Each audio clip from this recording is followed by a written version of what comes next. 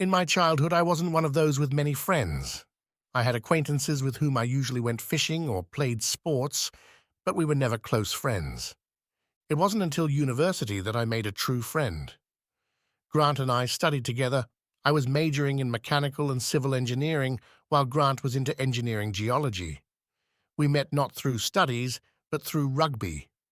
We both played for the university team, him as a towering lock, and me as a flanker. Our friendship sparked during a game that turned into a brawl.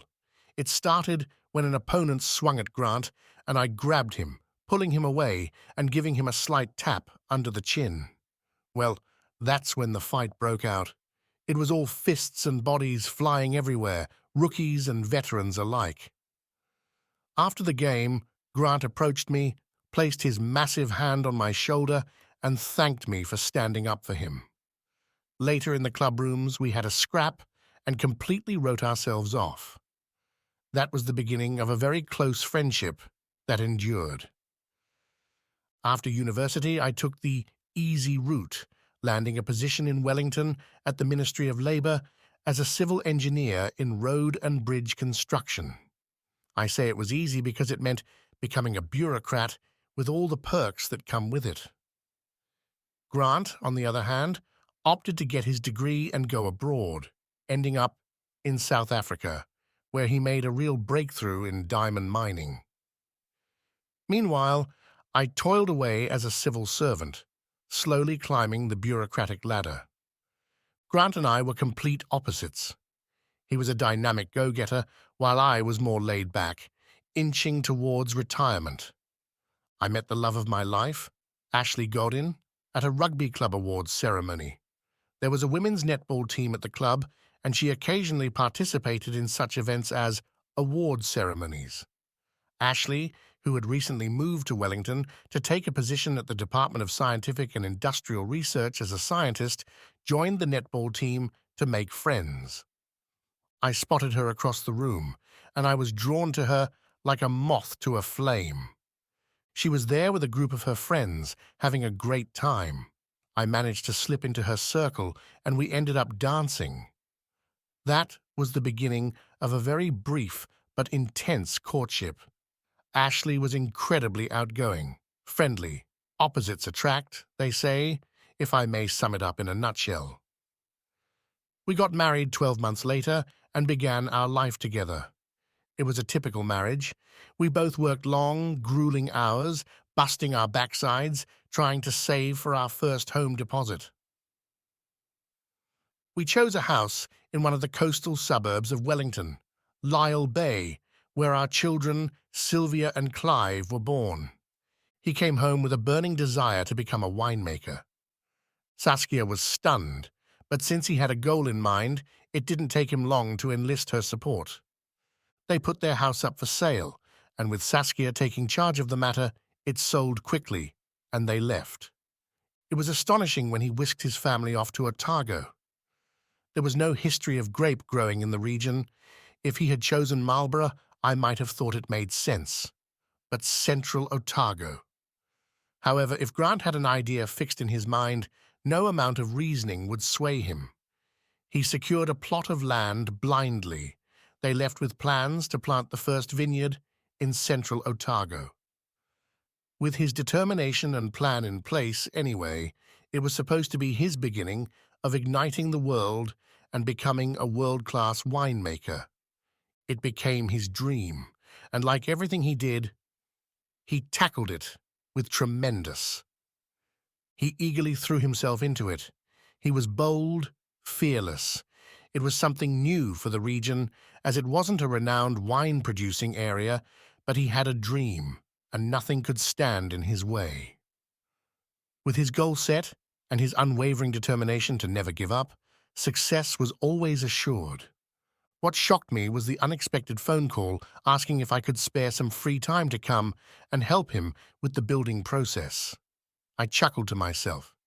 He might have had a plan, but he still needed assistance, his ego bruised by the necessity of asking for it. Quick negotiations with Ashley, and we gathered the kids for a 6-week Christmas vacation so I could assist him in designing and constructing the house.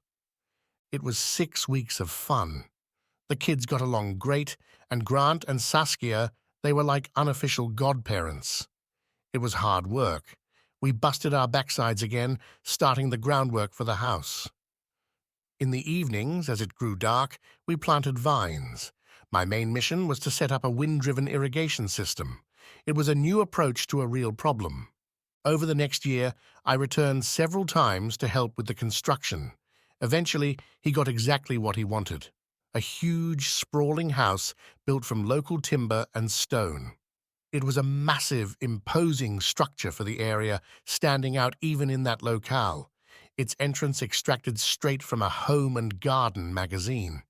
Large, powerful stone columns at the front, monstrous, oversized doors opening into a wide foyer. It could easily pass for a house from a Hollywood movie. His plan wasn't just to make this vineyard successful. He wanted it to be a home for the family where visitors could come, taste wine, stay in comfort, tour the vineyards, and see how the wine was made. For a couple of years, we lost touch as he focused on building his business and becoming a world-class winemaker. We were raising kids, and Ashley had returned to work. Work, kids, their needs, it consumed all our time, meaning we didn't see Grant and Saskia for a long while. We all gathered together when our daughter Sylvia went off to Lincoln University in Canterbury. God knows why she decided to pursue agriculture, but there you have it. Next to leave the nest was Clive, and then Glenn, their son.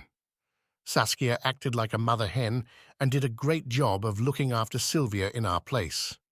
God knows how many hours she spent on the road, picking her up from school and shuttling her back and forth so she could spend weekends at their house, and will always be grateful that she got through that period without a scratch.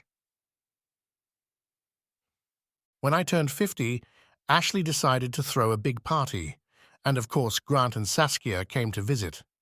It was a joyful reunion of sorts and led to us spending time together and taking vacations at each other's homes, although theirs was certainly much more luxurious than ours. Ashley, it seemed, had a bit of a crush on him, and that ensured we visited more often. Soon after that, everything turned to crap. Saskia. Oh, sweet Saskia, she was a wild child and loved to drive. She had a little Triumph Spitfire that really suited her personality. She was a reckless racer. I hated driving anywhere with her because she was never happy unless her foot was flat to the floor. The only thing I feared was when she took Sylvia for a ride, although she assured me they never drove fast. But it was damn different when she drove me. She took immense pleasure in scaring the crap out of me. Looking back, everything seems inevitable, but it doesn't diminish the tragedy. One day, speeding along the winding, windy back roads of central Otago, she had a fatal accident. She was lucky. She died quickly. After the accident struck him, Grant was completely distraught, telling us the news over the phone. We jumped on a plane and flew straight to them. When we arrived, he was drunk and sobbing. Ashley, consoling him, hugged him. He poured me a drink, and we sat on the veranda and got hammered. Ashley spent the whole night cleaning up and preparing for the insane influx of people expected the next day. When I finally got into bed, Ashley was still quietly crying. "Oh, dear Lord, it's such a horror, darling. He's not coping well. Tomorrow you must be strong. You must take control." The day began with Ashley focusing on preparing food and getting ready for visitors. I went to the police station and arranged for the car to be towed and disposed of. Jesus, it was a wreck, all smashed up beyond recognition. I found a specialized car disposal company that was interested enough to take away the remains. Returning to the house, I saw Ashley doling out food to a continuous stream of guests, offering condolences to Grant and promises of help. He wasn't entirely catatonic, but he was barely functioning. That night, after everyone had left, only Grant, his son Glenn, and us remained. Ashley was preparing dinner, but everything was grim. We tried to get Grant to open up and talk, but he was soul-crushed, completely immersed in his overwhelming grief. It was a side of him we had never seen, evidence of how deeply he loved her. He shut down our constant attempts to get him to talk about what he was going to do and left, leaving the table early, leaving us alone. I tried to talk to him, but it was difficult. I didn't want to offend him. I just wanted him to snap out of it and do something. 2 weeks passed, and finally, when we came home one day, we found him packing his things. It was like a switch had been flipped, and to this day, I don't know what made him change, but he hugged both of us and cheerfully said, "Guys, thanks for looking after me, but it's time for me to get back to work. If I hang around here any longer, I'll go crazy." Both Ashley and I were almost dancing with joy after we dropped him off at the airport. Damn, it was wonderful. When we got back home, there was no more mess, and Ashley, in particular, was relieved that she didn't have to chase after him anymore. Every evening, Ashley would call and talk to him, and it seemed like a light had been turned on in him when he returned to the vineyard and the mountains of work that inspired him. The next month, we had a long weekend, and Ashley suggested we fly over for a quick visit. We both took extra days off and flew out. As we approached the vineyard, the weather was stunning, with magnificent landscapes against an alpine backdrop and a clear blue sky. It was truly breathtaking, and that day was one of those days. Ashley shook her head in disbelief, as she often did on the way. "Oh my God, dear, this is impressive, isn't it?" Grant greeted both of us with warm hugs, but when we entered the house, Ashley nearly stumbled. The place was a mess. Dishes were piled up in the kitchen, food scraps everywhere, and it seemed like since he returned, he hadn't done a single thing around the house. He apologized, muttering that he had been busy at the vineyard. Ashley rolled up her sleeves and got to work. I had no choice but to help her. Grant, citing the need to do something, disappeared. The moment he walked out the door, Ashley jumped into my arms. "Oh my God, damn it, there's not a single empty square centimeter on the bench, and the floor is sticky." I nodded. "It's damn disgusting. And how can he live like this?" She shrugged. "I don't understand. He's never been like this. I mean, I get that he's grieving, but damn it, this is all damn awful." It took us the rest of the day to achieve relative cleanliness. Grant returned just before lunch and didn't even say thank you, as if nothing had happened. During lunch, he chatted away, but it was strange that he kept coming back to what he had just said a few minutes ago. Ashley and I kept exchanging glances, wondering what was going on. We left on Monday after lunch, and he hugged Ashley tightly, burying his face in her vest, tears streaming down his cheeks. "I'll miss both of you," he murmured.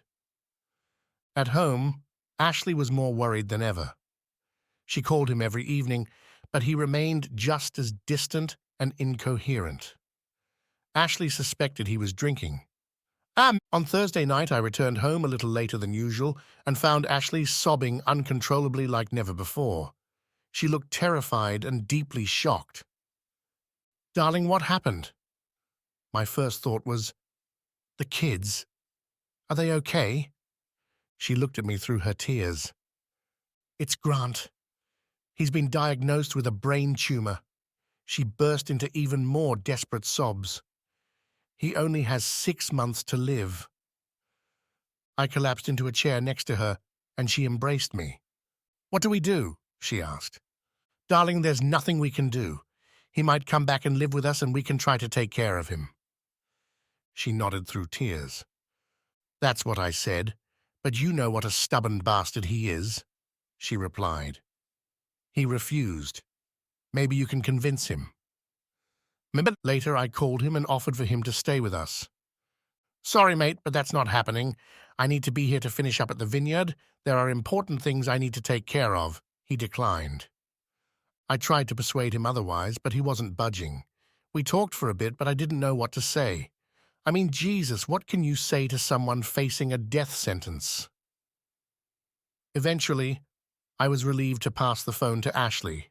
During dinner, we both felt subdued. Neither Ashley nor I really knew what to say. The next night, when Ashley handed me the phone, I waved it away and she looked angry, continuing the conversation. After she hung up, she snapped, "Why didn't you talk to him? He needs you more than ever." Because I don't know what to say to him. I think we need to go back and check on him, make sure he's okay. We can't just leave him in this tough time. Yeah, okay, but it's going to be hard work if it's anything like last time, Ashley sighed. We hugged, seeking comfort. It was the strangest feeling. We had been friends for so long and shared so much, yet now I couldn't find the words to say to him. Sadly, nothing seemed to fit. Of course, when we arrived at Grant's house, everything was just like last time. The lawns were uncut. Inside was a mess, with dirty dishes piled almost to the ceiling. Ashley was in tears, but when Grant showed up from the farm, the hugs began. At least that was easier. I grabbed the lawnmower and started trying to tidy up the lawns and garden. Ashley was elbow-deep in dishwater, and Grant wandered around, looking as if nothing had happened. He showed no shame for the state of the house. Over dinner that night, we unsuccessfully tried to persuade him to come back home with us. But he was adamant, and no amount of coercion or argument could change his mind. The next day, I walked with Grant on a tour of the vineyard as he pointed out all the improvements and changes. I found a moment to speak with his foreman, and it was obvious that he was the one overseeing all the changes and running the place, while Grant, despite his good intentions, was just getting in the way. The flight home was quiet, except for Ashley's statement. "Darling, we can't leave him like this. He can't take care of himself. He'll harm himself." "Well, he seems to be managing. We can't do anything unless we can prove he's not in his right mind." "But he's not crazy, Darling, he needs help." I was perplexed by where this was leading. "Sweetheart, this is his life. We just need to be there for him when he needs our help." "Nonsense! He needs us now," she snapped angrily. "I don't understand you. He's your best friend, for heaven's sake. He needs you, and we need to find a way to help." She leaned back in her seat, arms tightly crossed over her chest, as she always did when she was upset. From experience, I knew it was best to say nothing in such situations.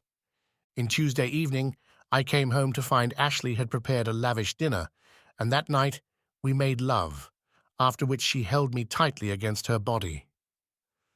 Wednesday evening was a repeat, except this time we made love twice, and afterward she was very tender. Thursday evening, another repeat session. Damn, it had been a long time since we were this much in love. Friday evening brought another lavish dinner, and in bed, Ashley exhausted both of us with her passion, and only after we embraced, I was shocked. "Rob, I want us to take a few days off and stay with Grant, helping him. Damn, he's got only a few months left. I talked to my management, and they agreed to give me a 6-month leave. I don't have that many vacation days, so I'll have to take 1 month without pay." Stunned and bewildered, I asked, "What? Good Lord, Ashley, and all of this was because of that?" She smirked a wicked little smile. "Shouldn't I have done that? Rob, he's our best friend, and you've seen what he's like. He can't take care of himself, and he has no one to rely on. Honey, this is what needs to be done. We have to help." She hugged me tighter. "Come on, my love. You know it's the right thing. You have a long leave, and we can do this. Ashley, there are government agencies and services. If they don't help, I'm sure he could afford round-the-clock care. Let me talk to him a bit, and I'm sure we can figure everything out." Shaking her head, She kissed my bare shoulder. You think that would be right, huh? I don't want some stranger looking after him, not when we can do it. What would Saskia say? No, Rob. This is our responsibility. Ash, I can't. We have too much going on at work. I'm being groomed for a promotion, and if I leave now, I'll be fired. Oh, for heaven's sake, we don't need the money. The one we're talking about is our friend. Sweetheart, he's not expecting this from us. He's a tough nut. As soon as he gets to the point where he can't take care of himself, then we can start fussing. She shook her head, clearly angry. Damn it, you're disappointing me. What happened to the caring, loving guy I married? Where did this callousness I'm living with come from? I understand you want to help, Ash, but we can't. The next few days were somewhat frosty, but by the third day, passionate sex returned with doubled intensity, and as the weekend approached, I was even exhausted. It all came to a head on Friday night. After making love and cuddling in post-coital bliss, she pounced on me. Darling, I've decided if you won't go, I'll go alone. Ash, you can't. I need you here too, you know that. Earth, damn it, you're a big boy, you can take care of yourself, but he's dying, for God's sake, he'll be gone soon. Realizing I was fighting a losing battle and acknowledging that it was the right thing to do, I asked, So are we talking about days or weeks? She hugged me around the neck and kissed me on the lips. Well, I don't know how quickly he'll start losing control or how long it'll be before he can't stay home alone anymore, but I'll stay until they take him to the hospital. God, Ash, you know this could take months. She lightly kissed me. Of course, silly, every evening. With that, she flew away. At home, I wandered aimlessly. As much as I lamented her absence, it would be the first time in our married life that we'd ever been apart. I mowed the lawns and pondered what to have for dinner. Oh, one good thing, at least I could have whatever I wanted. I cracked open a beer and relaxed in the living room. Later that evening, Ashley called, and Grant was crying on the phone. Thanks, buddy. Damn, it means so much to me. Ashley took the phone again and whispered, Rob. He was so happy when he saw me, he instantly brightened up. We did the right thing. Now he's more alive than I've seen him in a long time. What could I say but one thing? That's good news. During the first week, the calls were regular, and she begged me to come over for the weekend. But with my job, I couldn't. I had to work on Saturday. The following week, she called every evening, but she no longer begged me to come and visit. The week after, the number of calls decreased, and they seemed forced, as if she was afraid to talk to me, and I sensed something was off. By the end of the fourth week, I decided I needed to find out what the hell was going on. I booked a flight for the weekend but didn't say anything, deciding to surprise them. As I approached Grant's house in central Otago, it was a pleasant day. All I hoped for was that his condition hadn't worsened too much and that Ashley was okay. When I pulled up to the house, I was struck by how well everything looked. The gardens were manicured, the lawns trimmed, and the estate looked tidy. Ashley was clearly very busy. I entered, calling out loudly, Ashley, are you here? She emerged from the kitchen, looking utterly stunned. Rob, what are you doing here? Surprised by her indifference, I muttered, Jesus, do I need an excuse now to visit my wife? She hesitantly approached, embracing me, and her kiss melted away all my fears. No, of course not, you sneaky devil, but you should have called. We could have met you at the airport and saved on car rental. Grant came in from outside. His expression surprised me. He wasn't thrilled to see me, although he looked good, really good. Hey, buddy, he said, extending his hand. I pushed his hand aside, and we hugged, as only male friends can. Damn, you look good, I muttered. Must be the good food, he chuckled. Ash murmured, I'll make some tea. I grabbed my bag and headed to the foyer. I need to change. I guess we're in the main guest room. Ashley and Grant exchanged strange looks as I headed through the hall to the guest room, which was empty. Nothing No clothes, no bags, nothing. This room hadn't been used in a very long time. I turned and looked into the living room, where Ashley and Grant stood side by side, watching me. I returned to the room, leaving my bag in the doorway, and entered the main bedroom, where all of Ashley's clothes were scattered around, her bags open and empty, her shoes strewn about as she often did at home, and the bed was completely undone, absolutely uncharacteristic of Ashley unless it had been used very recently. As I turned to leave, Ashley stood there staring at me. "Honey, let me explain. Let's put your bag in the guest room and we can all sit down and talk," she said, looking nervous, anxious, and possibly even scared. I felt weak, my heart pounding in my chest, and suddenly breathing became difficult. I walked past her, pushing her aside, picked up the bag, heading towards the exit, and Ashley ran after me. "Rob, please let me explain. Please, honey, stop. Rob, you have to let me tell you." And I kept walking straight through the living room back to my car. Ashley shouted, "Rob, please wait, don't walk away, please stop, let's talk," she yelled angrily. "Rob, listen to me, please. For God's sake, let me explain." Grant approached. "Buddy, let's not do anything rash." I swung and landed a wild blow. In our younger years, he would have beaten me to a pulp, but my punch hit him square in the nose, causing him to stagger back, wildly flailing his arms, trying to regain his balance. Bam! And he's on the ground groaning. Ashley looked first at me, then at him, before bending down to check if he was okay. By that time, I had tossed my bag onto the back seat and sat down, slamming the door angrily. Ashley rushed over and grabbed me. "Rob, please don't leave. It's not like that. Let's go back inside and talk," she pleaded. I spat out angrily. "Where will I sleep? More importantly, where will you sleep?" She winced with pain. "With you, silly. You're my husband." "Does it look like that now?" I started the car, shifting gears with a crunch. "It seems to me that your husband now is him." Before driving off, I hissed, "Ashley, I'm giving you a chance. If you're back home in Wellington by Monday, I'll try to forget this madness ever happened. But if you're not there, I promise you right here and now, our marriage is over and you can stay here as long as you like." I surged forward, pelting them both with gravel kicked up by the wheels, accelerating in silence and cursing inwardly. For heaven's sake, they lived like husband and wife, sharing a bed and, obviously, having sex. At the airport, it cost me a fortune to change my ticket. Returning home, the reality of the situation hit me hard.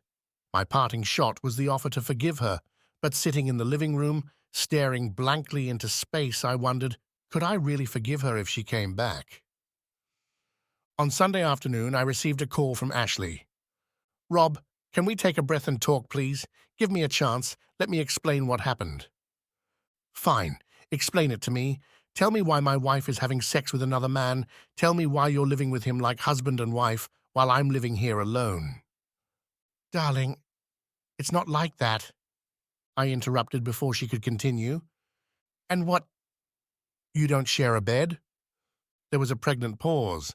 "Yes, we share a bed, but it's not how you think. You're not having sex?" Silence returned, and we listened to each other's breathing before she hoarsely whispered, "Yes, we're having sex, but—" I interjected again. "Then it's just as I thought. You're living together." "Rob, let me explain." He was so lonely and so sad. You know how much he loved Saskia. I didn't come here for this. It just happened. It all started with a comforting kiss, and then it got out of control. You can say that all you want. I made you an offer, and it still stands. If you're home tomorrow, I'm willing to try to forgive you." I heard her sigh. "Thank you, Rob. That's why I love you, but I can't. Not right now. You've seen how positive he is now, that he has a little joy in his life. I just can't walk away. Damn it, my love. He doesn't have much time left, and then I'll come back home, and we can leave it all behind.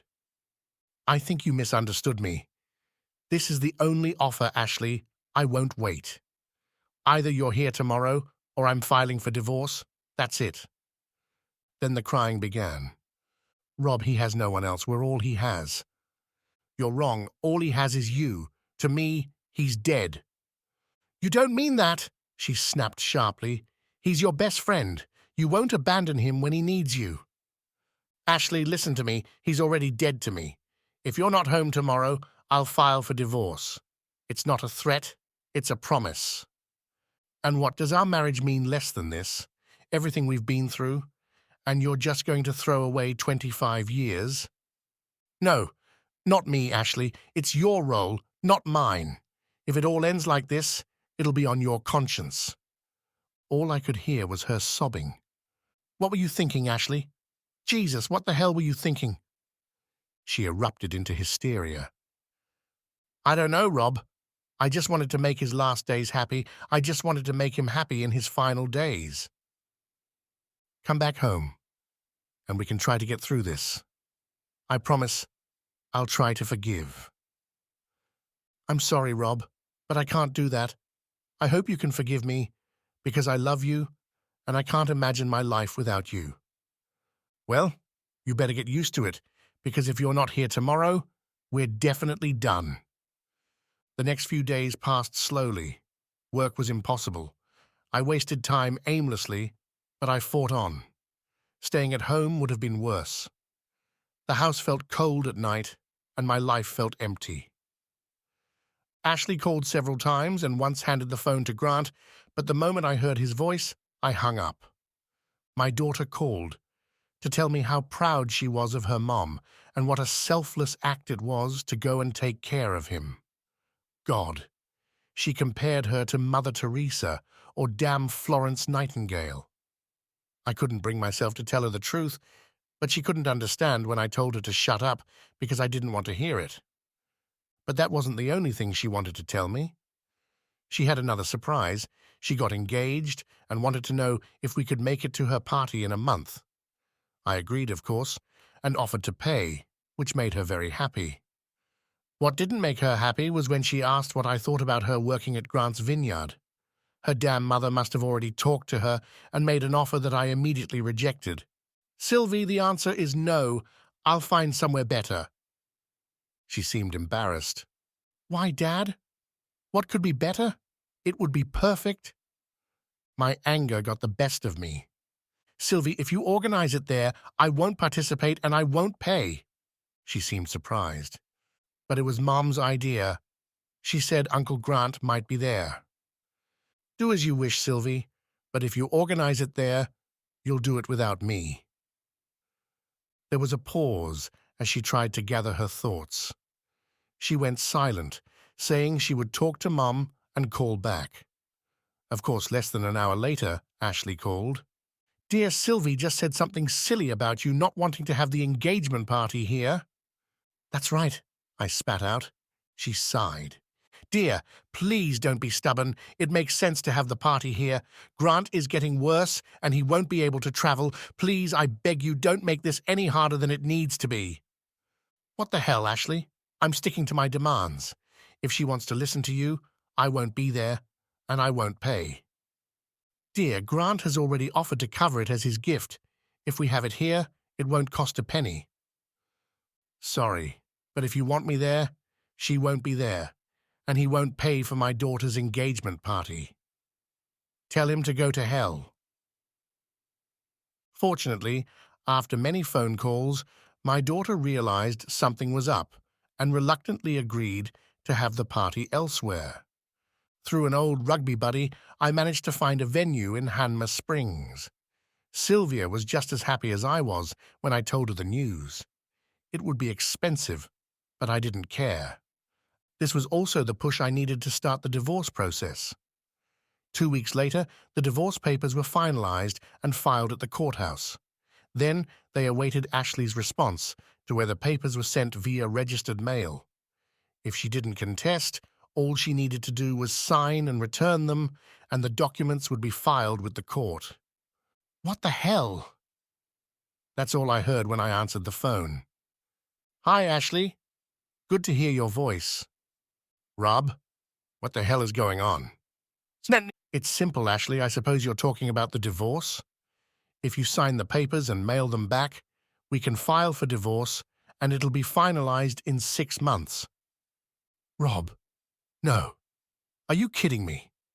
Please, don't do this. We can get through this once I get back home. You'll see it's all nonsense.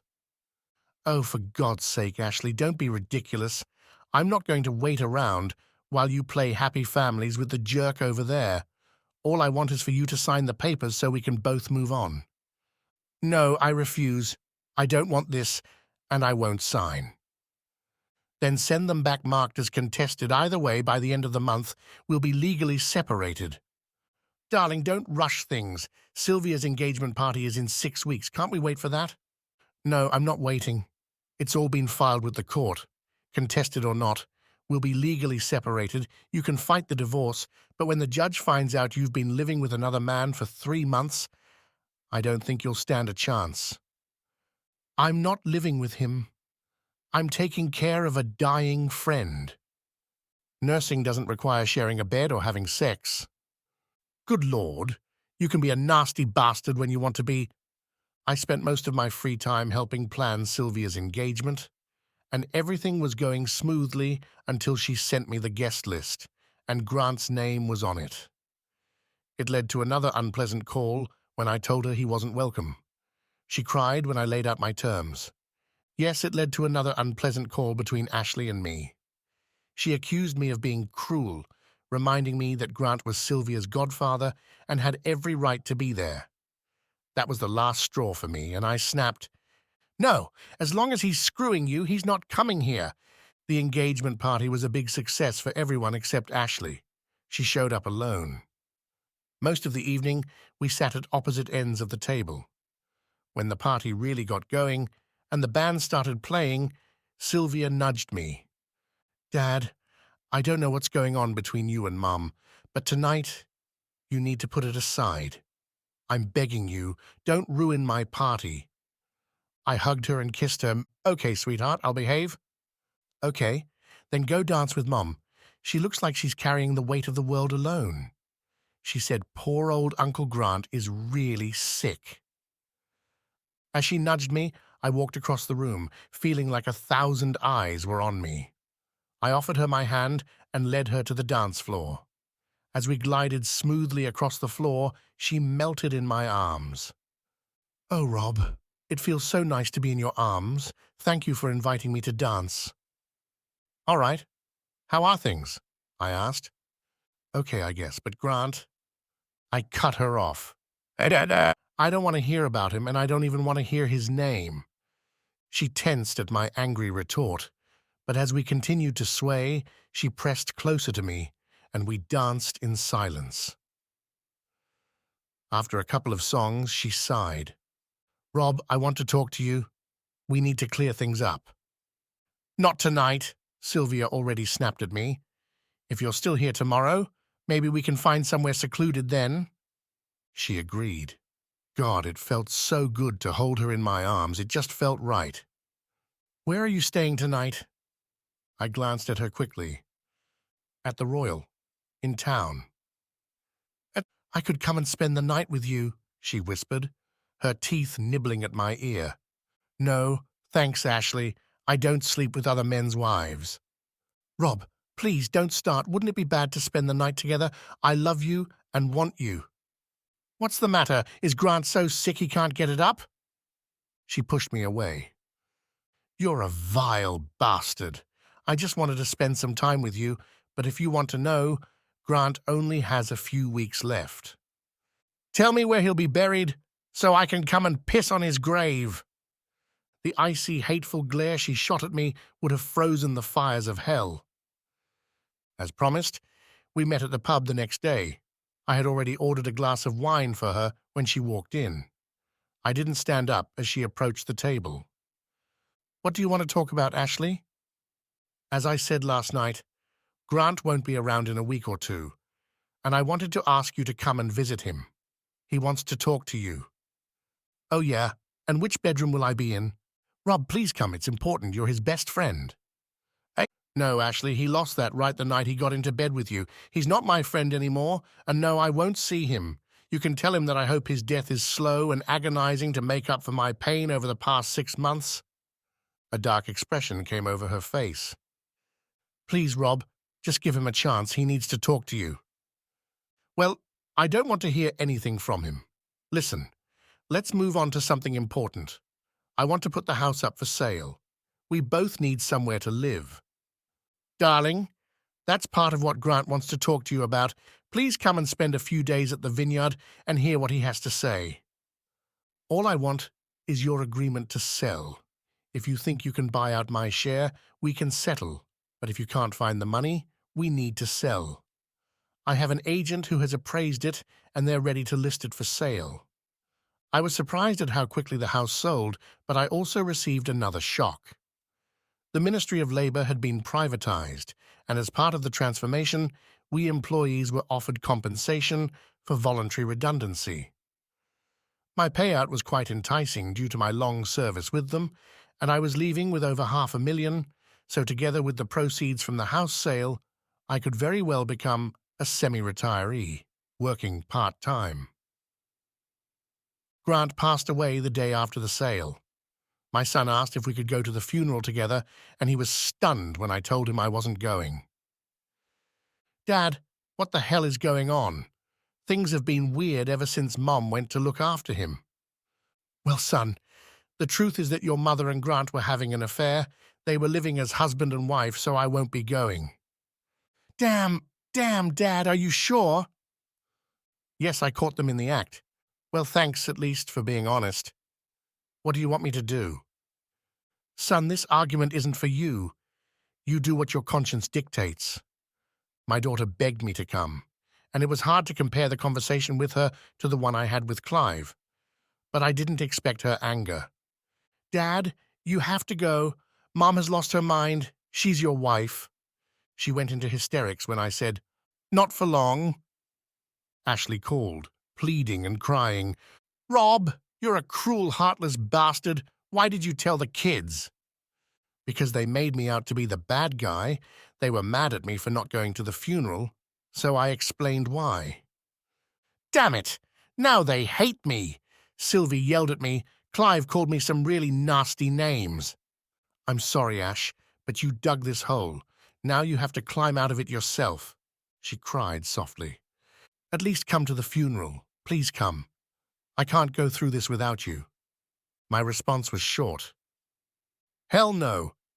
Clive surprised me by not going either, and apparently he had a heated conversation with his mother and sister as well.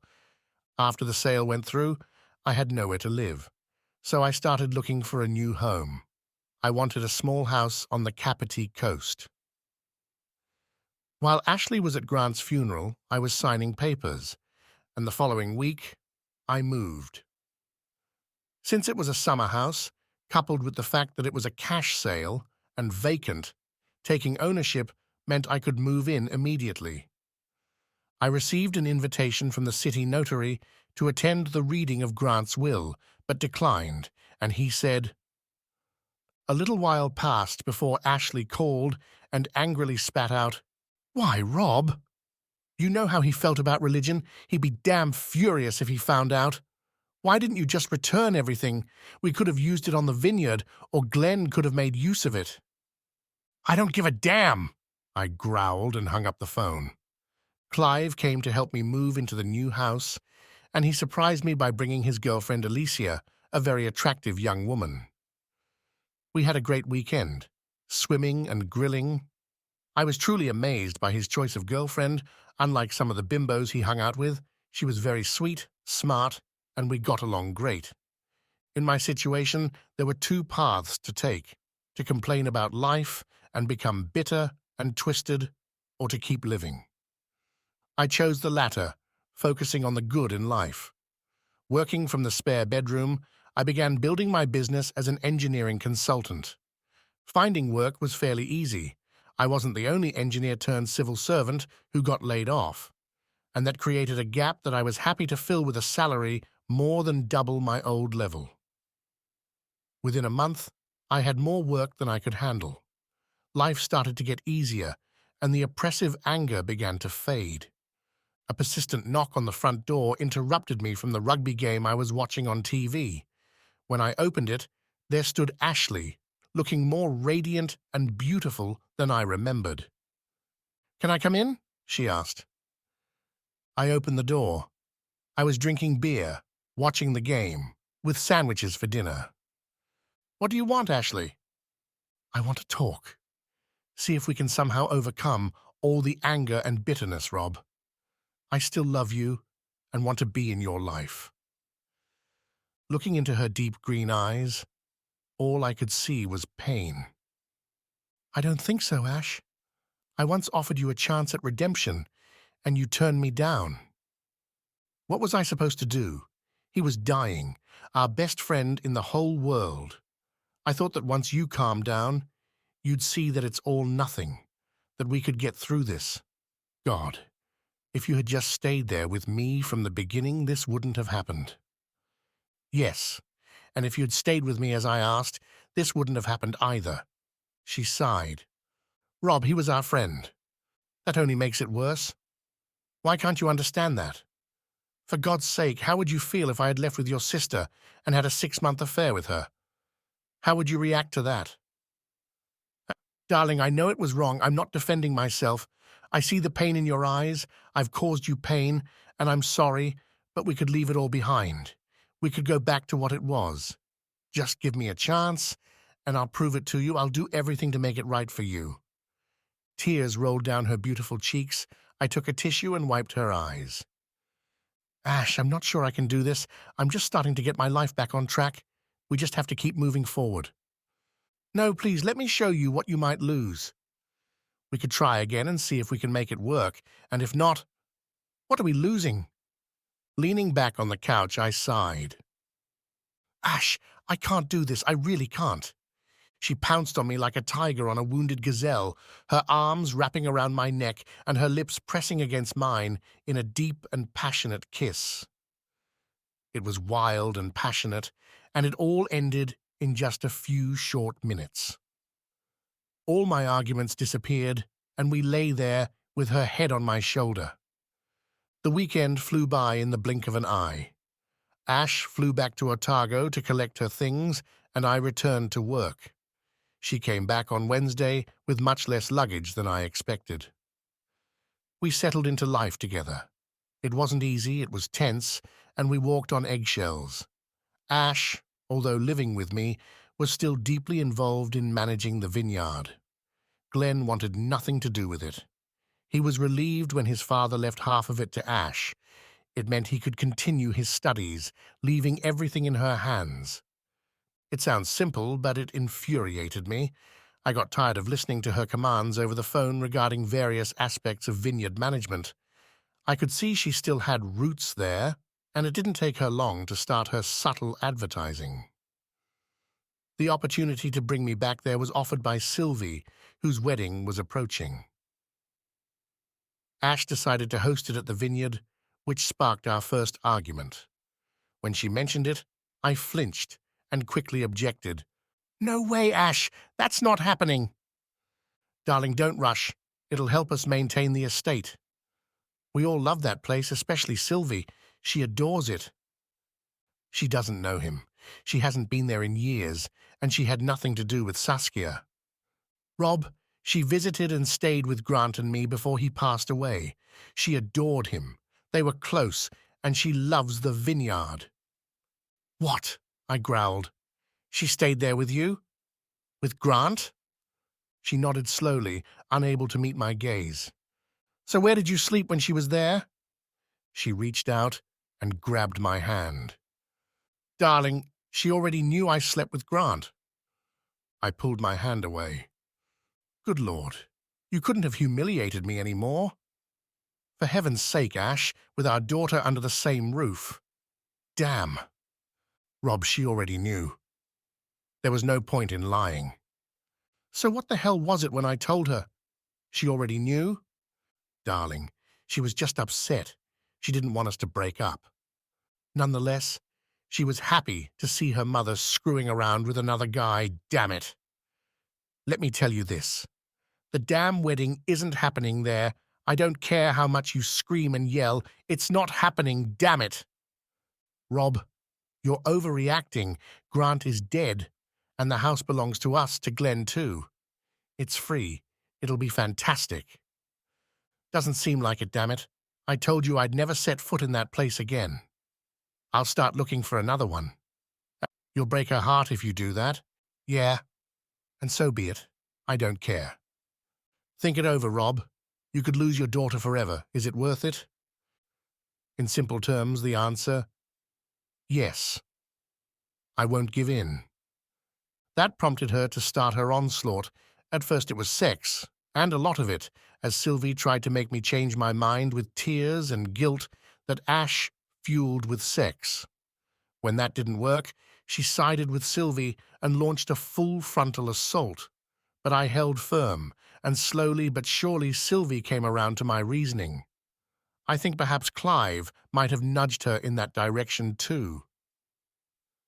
In the end, we had the wedding at Marlborough Sounds, and it was amazing. Even Ashley couldn't find fault. She tried to pay for it with the money Grant left, but I angrily refused, and to her credit, Ash didn't push it. After the wedding, everything returned to normal levels, except that I had more work than ever.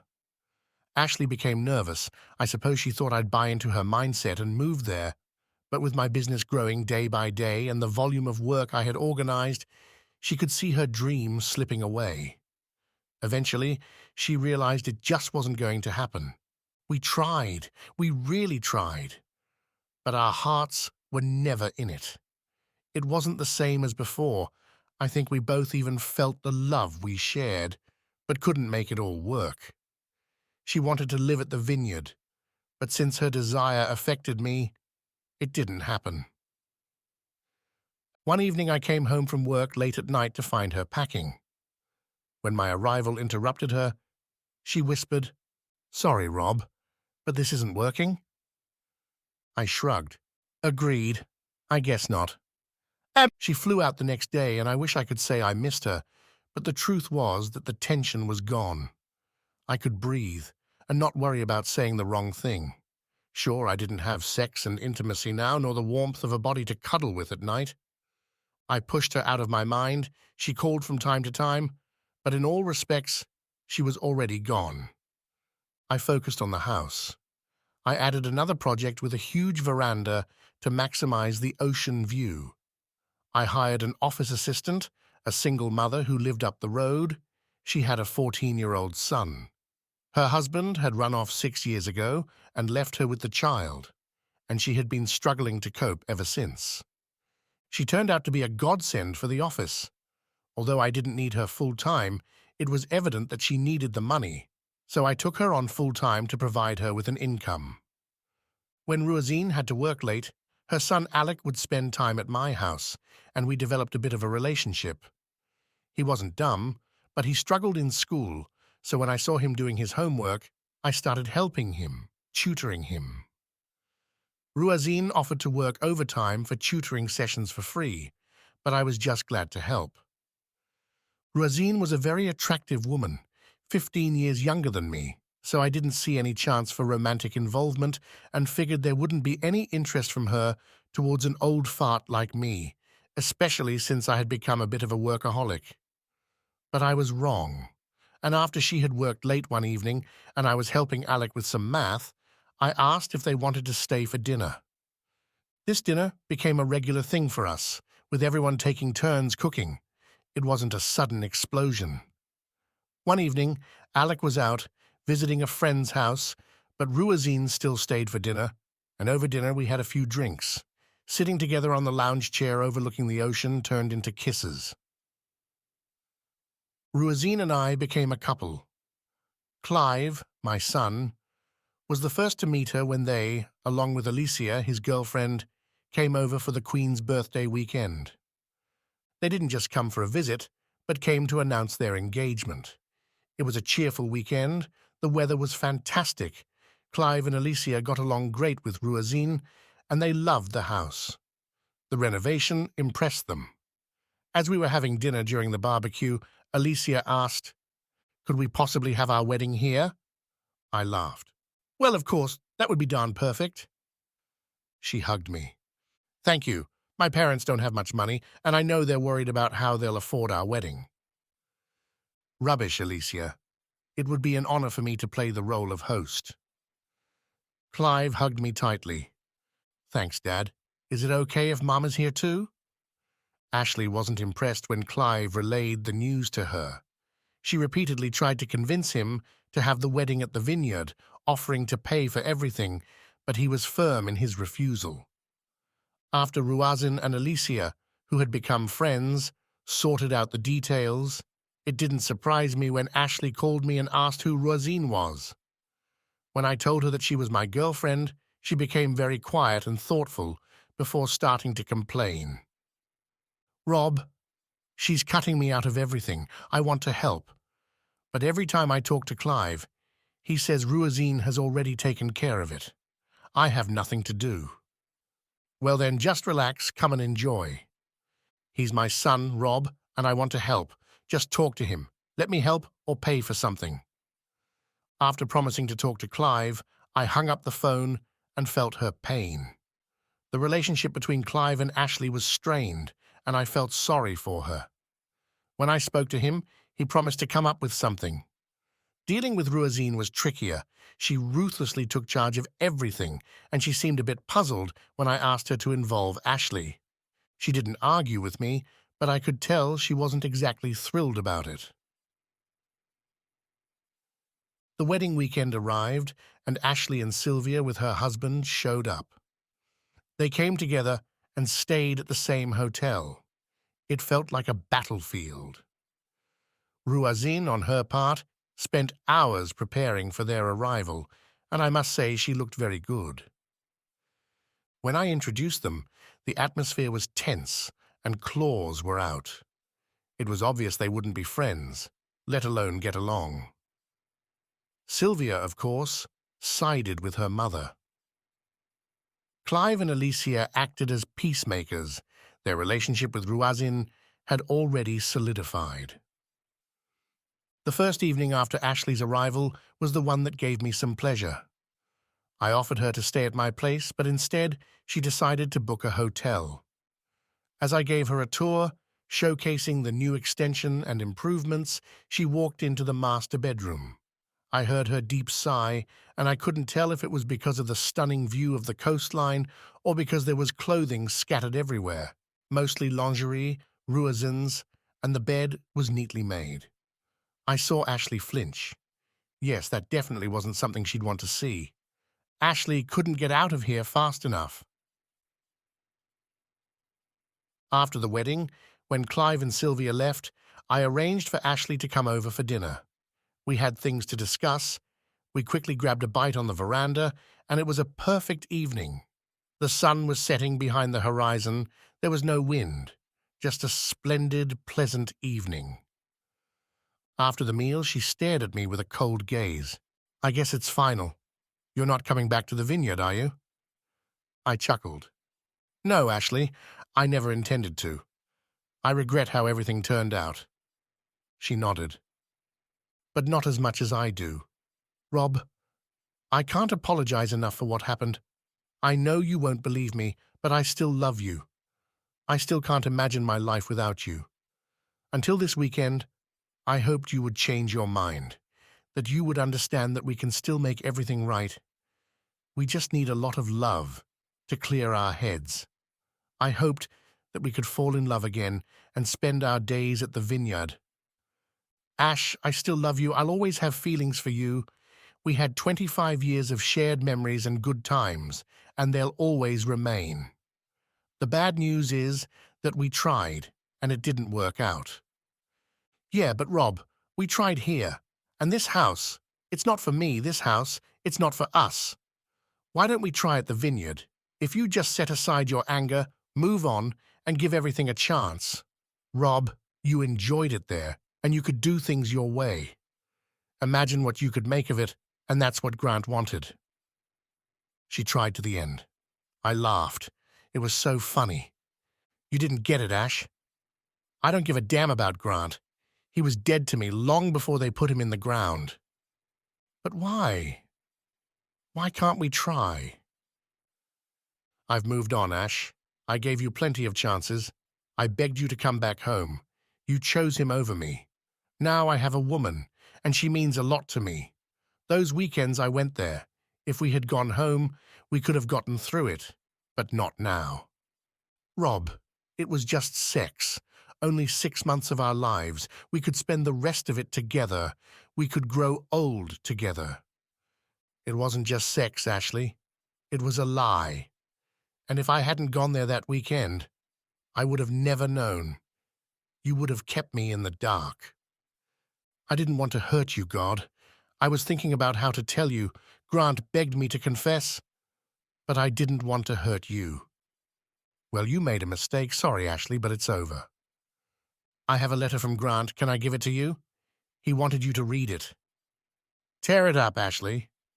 I'll keep it with me and hope that someday you can forgive us. When you're ready, I'll bring it to you. Keep it to yourself. I don't need it. I apologize for everything, Rob. I love you. A little late, Ash. I wish you happiness in life.